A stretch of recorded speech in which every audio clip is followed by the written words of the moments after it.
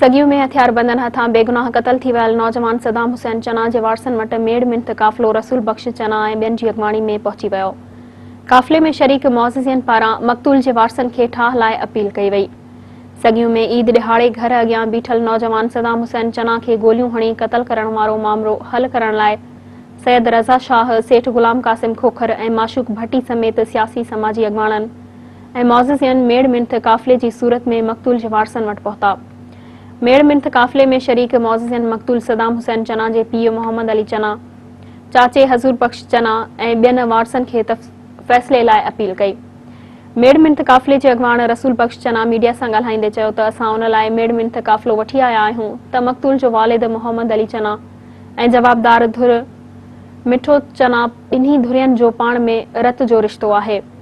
हिन चयो त ठाह सां अमन अमान जी सूरत हाल बहितर थी सघे थी जॾहिं त झेड़े ऐं फ़साद सां ॿिन्ही धुरियनि जो नुक़सानु आहे। होॾांहुं मक़तूल जे वारसनि पारां मेड़ मिंथ काफ़िले खे मान ॾींदे 2 ॾींहनि जी मोहलत घुरी वई आहे।